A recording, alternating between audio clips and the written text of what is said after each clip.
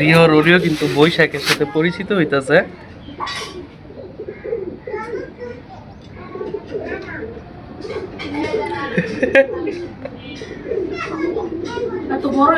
আসসালামু আলাইকুম, welcome to my daily vlog.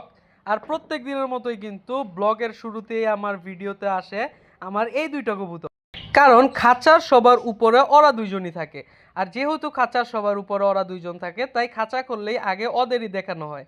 আর এই যে দেখেন আমার শার্টিনের যে বাচ্চা দুটো, একটার নাম বৈশাখ, কারণ বৈশাখের দিন হয়েছে, আরেকটার নাম ছোট। ওরা দুইজনও কিন্তু মাশাল্লাহ মাশাল্লাহ অনেক বড় হয়ে গেছে। আর আজকে যেহেতু একটু রোদ উঠছে, তাই আজকে রিও আর ওরিওকে বাইরে ছেড়ে দিব। যারা আমার ব্লগ রেগুলার দেখেন তারা কিন্তু জানে আমার এই লাল খরগোশটার নাম রিও, আর এই কালো আর সাদা খরগোশটার নাম ওরিও। তো ওরিও আর রিওকে আজকে অনেক দিন পর বাইরে ছাড়া হয়েছে, আর তারা তো ছাড়া পেয়ে মহা খুশি। এই যে দেখেন দৌড়াদৌড়ি করার সাথে সাথে শুরু করে দিছে। যাই হোক, ওদের দৌড়াদৌড়ি দেখে আমার মাথায় একটা দুষ্ট চিন্তা আসলো। আমি চিন্তা করলাম যে যেহেতু রিও আর ওরিও বাইরে, আর রিও আর ওরিও আমার কিনে আনা প্রথম পেট, তাই আমি চিন্তা করলাম আমার শার্টিনের বাচ্চাগুলোর সাথে রিও আর ওরিওকে একটু পরিচয় করিয়ে দেই। এই জন্য আমি আমার শার্টিনের বাচ্চাগুলোকে বের করে নিয়ে আসতে গেলাম। কিন্তু এই যে দেখেন ওদের বাবা কিন্তু ওদের খাঁচায় আমাকে হাতই দিতে দেয় না।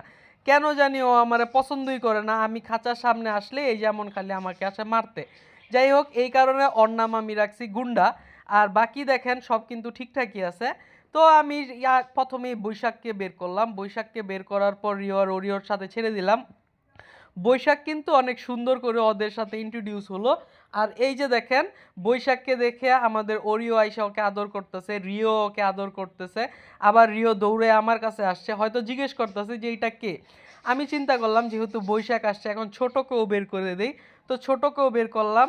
আর ছোট কিন্তু ওদের দুজনকে দেখতেছে, দেখে হয়তো কি চিন্তা করতেছে যে এরা আবার কারা, এরা কেন এমন দেখতে।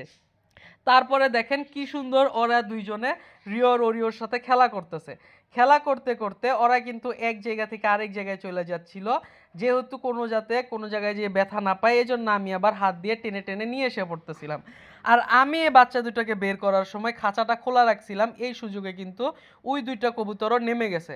আর এই যে দেখেন এগুলা করতেছিলাম, এর মধ্যে আম্মু ডাক দিয়ে বলল গাছ থেকে আম নিয়ে আসতে।